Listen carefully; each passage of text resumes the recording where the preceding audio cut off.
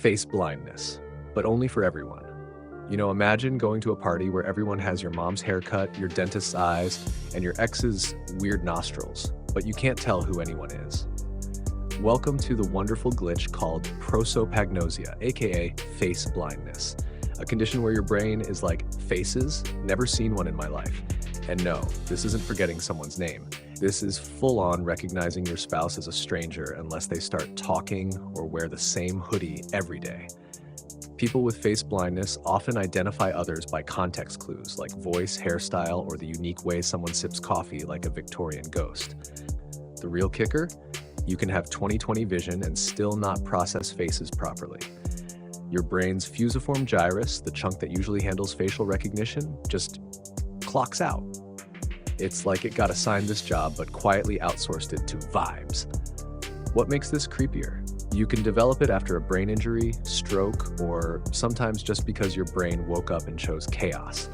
And since we're all pretending we're fine, many people don't even realize they have it. They just assume they're bad with names or kind of rude. Your social life becomes a game of guess who, but everyone's face is just generic default setting. Basically, your brain is treating one of the most important human recognition skills like an optional download that never finished installing. Phantom phone vibrations, aka ghost but make it capitalism. You're sitting still, nothing's happening, and then bzzzt, phantom vibration. You check your phone, nothing. You check again, still nothing. You check a third time because surely the ghost in your leg isn't done yet. Phantom phone vibrations are real, and your nervous system is straight up trolling you. Around 90% of people experience this sensation. Why? Because your brain is bored, anxious, or straight up addicted to stimulation, and it now thinks any random twitch of your thigh muscle must be someone texting K. What's wild is that it's a mix of sensory memory, habit, and a lovely sprinkle of modern anxiety. Your body has literally rewired itself to expect messages. Your pants move must be a notification. Muscle twitch? Clearly a group chat. Breeze? Definitely Instagram validation. Some psychologists call this learned bodily hallucination, which sounds like your nervous system got into improv comedy. You taught your brain to associate any small sensation with the dopamine jackpot of attention, and now it won't stop ringing the bell. This is what happens when evolution prepares you for rustling leaves, tiger, but society turns that into slight pants wrinkle, TikTok. Your body is haunted, not by spirits, but by your own expectations. Exploding head syndrome. Not as fun as it sounds, you're about to fall asleep. It's peaceful, calm, and your brain decides it's time to detonate. Out of nowhere, boom, a loud bang, a crash, maybe even a scream. You jolt awake in panic. You look around, nothing real anyway. That's exploding head syndrome, and yes, that is the actual medical term. It affects about 10 to 15% of people and usually hits right as you're drifting off. Your brain basically drops a mental grenade to say, oh, were you trying to rest? Cute. It's not dangerous, and no, your head doesn't literally explode, thanks for asking, but it feels real. Some people hear cymbals, gunshots, or even electronic zaps. The theory is that your brain is misfiring during the transition to sleep, like a light bulb flickering before it shuts off, except way louder and more terrifying. It might be linked to stress, fatigue, or, once again, your brain being a drama queen. It's like your nervous system throws a temper tantrum anytime you try to chill. The most ironic part? There's no known cure, and most doctors will just tell you, try to relax more, which is fantastic advice for someone who gets fake explosions every time they lie down. Basically, your brain is playing jump scare sound effects just for the plot. The call of the void, but make it French and existential-ish.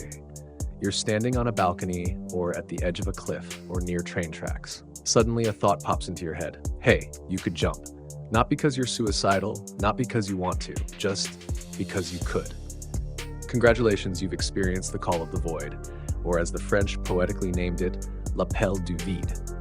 Because of course, the French made existential dread sound romantic. It's an intrusive thought, a totally normal brain glitch where your mind quietly reminds you that you could do something terrible or reckless. Jump, swerve, yell during a funeral, push that big red button. No reason, just chaos.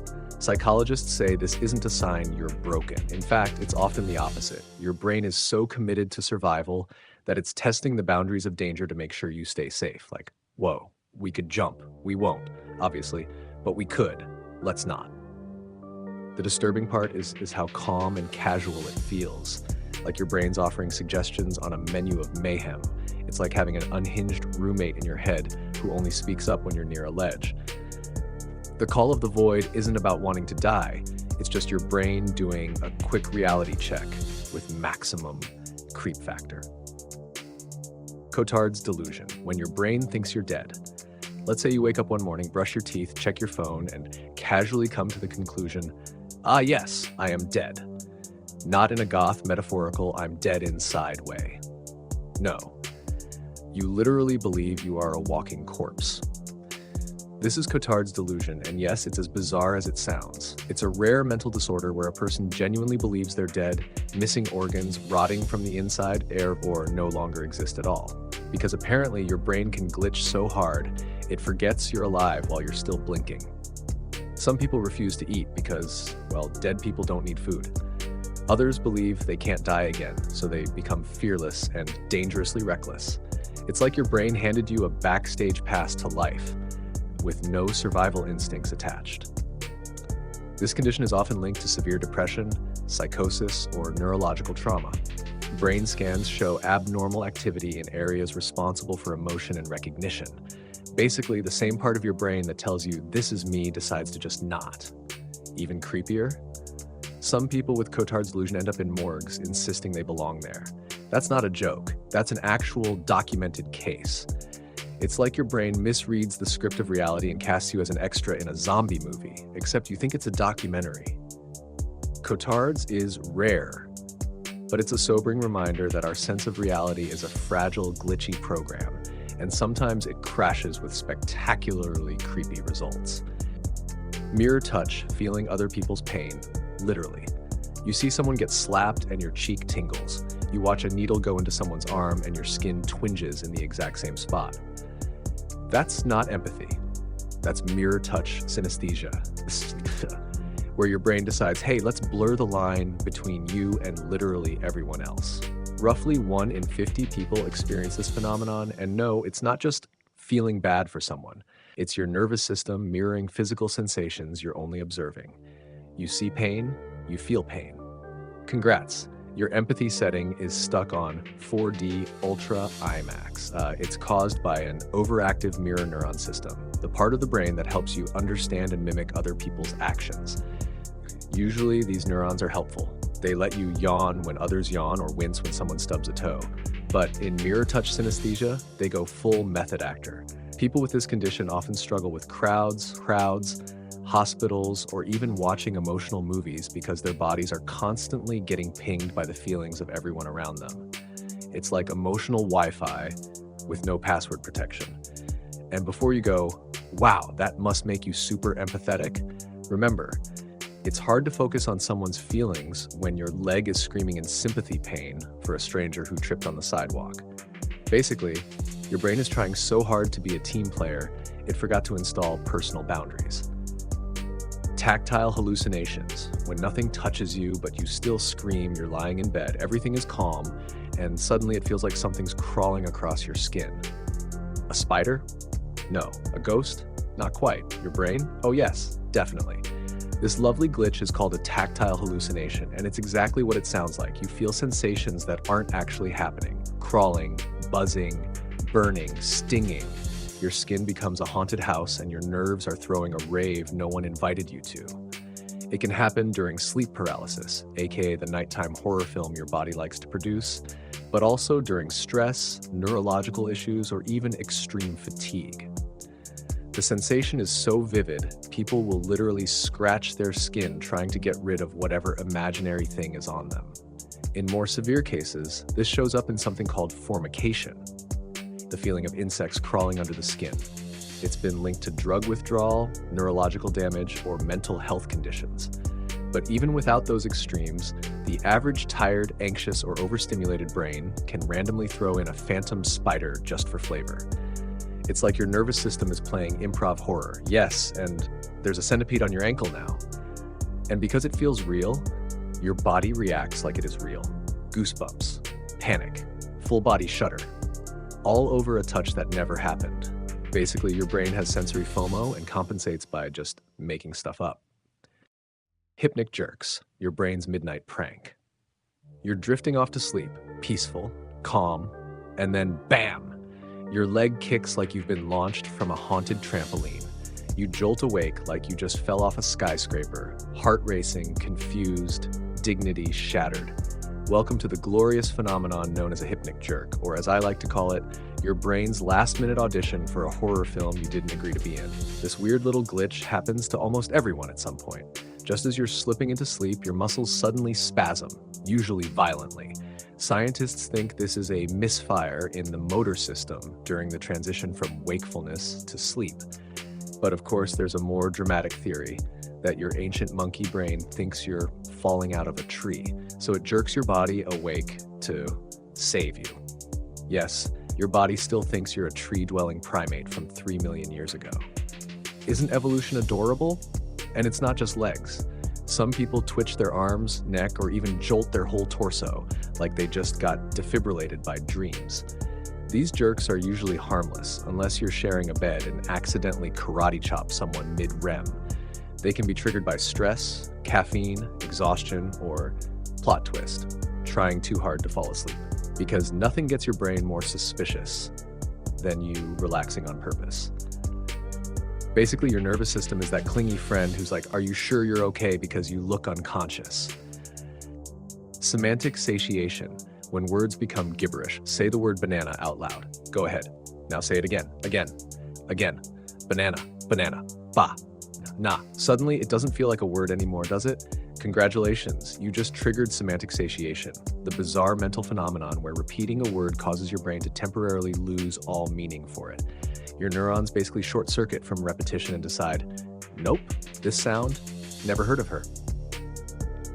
It's a harmless brain burp, but it's also low-key creepy. 1 minute you're confidently saying spoon, and the next it's like you're questioning the entire concept of cutlery. Who named this? What even is a spoon? Have spoons always existed? Is life a simulation? It happens because language processing relies on brain circuits that get fatigued. When you hammer the same sound over and over, your brain starts ignoring the semantic content, the meaning, and just hears a weird echo of vowels and consonants. It's like your mind temporarily deletes a file because you annoyed it by double-clicking too fast. And honestly, it's kind of existential, the idea that your grip on reality, or at least vocabulary, can slip just because you repeated a word too much is exactly the kind of thing that makes you stay up at night, questioning everything. Basically, your brain has a built-in word boredom setting, and it's not afraid to use it. False memories. Your brain is a liar with confidence. You remember it. The blue logo, the childhood cereal box, that one line in the movie, the thing your friend definitely said. You remember it clear as day, except it never happened. Welcome to false memories, where your brain decides to remix reality like a bad DJ at a wedding. This isn't just forgetting, it's manufacturing memories, usually with terrifying levels of confidence. Psychologists have found that memory isn't like a file cabinet. It's more like a wiki page that your brain edits every time you access it. And sometimes those edits come from suggestions, emotions, or just a wild dream you forgot was a dream. Mix in peer pressure, time, and pop culture, and boom, your personal hard drive is suddenly full of fan fiction. This is why entire groups of people remember the Monopoly man having a monocle. He doesn't. Or swear that the Berenstain Bears were spelled Berenstein. That's the Mandela effect, and it's not proof of alternate universes. It's proof that our brains are squishy, glitchy, unreliable narrators. In studies, researchers have even implanted false memories of events that never happened, like being lost in a mall as a kid. And people believe it, cry about it, add details, defend it. Why? Because your brain doesn't prioritize truth, it prioritizes cohesion. If a lie fits your story better, it'll run with it. Basically, your brain is like a confident con artist that occasionally gaslights you about your own life. Déjà vu, your brain's broken time machine. You walk into a room you've never been in before, but suddenly, boom, that creepy chill. I've seen this, I've been here, this has already happened. That's déjà vu, which literally means already seen in French, because again, when it comes to unsettling psychological phenomena, the French are always first in line. Déjà vu is that eerie sensation that something happening right now already happened before, even when you know it didn't. And it's not just a weird feeling. It's a full-blown moment of confusion where your memory and perception shake hands and immediately start gaslighting you. So what's going on? Scientists think déjà vu is caused by a misfire in the brain's memory system. Specifically, the hippocampus or temporal lobe may accidentally send current experiences to the long-term memory folder before they've even finished happening. It's like your brain hits save too early, then opens the file and goes, huh, already saw this. It's kind of like when you open two tabs of the same video and they're slightly out of sync. It doesn't feel right. That's your perception and memory not syncing up, and it's deeply unsettling. Some theories even suggest it's a little glitch in how the brain recognizes familiarity. Your system lights up the "this feels familiar" button even though there's no reason for it to. Oh, and it gets weirder. Some people experience jamais vu, the opposite of déjà vu, where something familiar suddenly feels bizarre and foreign. Like staring at the word door for too long and suddenly thinking, what even is a door? Basically, your brain occasionally rewatches scenes from your life, but forgets you were the one who lived them. The brain in a vat theory, reality's final boss. Let's get extra uncomfy for this one. What if, and hear me out, you're not actually sitting there reading this? What if your entire reality is being fed to your consciousness by some kind of lab machine? You might be just a brain in a vat.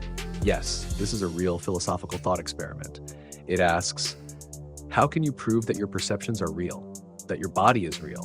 That this video is real? Spoiler, you can't. Because if your brain were hooked up to a simulation that perfectly mimicked reality, like the Matrix, but with less leather, you wouldn't know. All your senses would feel normal. You'd have no way to verify the truth because you'd only know the version being fed to you. Cue existential screaming. Now, this isn't technically a psychological glitch, but it does expose how little we actually control or verify our experience of reality. You trust your eyes, ears, thoughts, but they're all processed and interpreted by a 3-pound organ in your skull that also forgets birthdays and hallucinates spiders for fun. The brain in a vat theory messes with your head because it shows just how dependent you are on perception. And perception? It's buggy software at best. Basically, if reality feels real, we just kind of roll with it and hope we're not floating in a pickle jar hooked up to science fiction Wi-Fi. Sleep tight. Capgras delusion, the imposter among us. Your mom walks into the room. She looks like your mom, talks like your mom, acts like your mom, and yet your brain says, nope, that's not her, that's an imposter. Welcome to Capgras delusion, a rare and deeply creepy disorder where a person believes that someone close to them has been replaced by an identical double. Think Invasion of the Body Snatchers, but your brain wrote the script. It's not just about mistrust. People with Capgras are convinced the person in front of them is a fake. Sometimes it extends to pets, places, or even their own reflection. The weirdest part? This delusion usually affects recognition via emotion. The part of the brain that visually recognizes someone still works fine, but the emotional connection doesn't activate. It's like seeing your best friend's face and feeling nothing. So your brain fills in the blank with, that must be a look-alike spy trying to murder me. This can happen after brain injuries, dementia, or schizophrenia, and it shows how weirdly modular the brain is. Like, your visual ID system can work perfectly while your emotional tagging system is on fire. Imagine hugging your partner, but your brain's yelling, "Stranger danger," the whole time.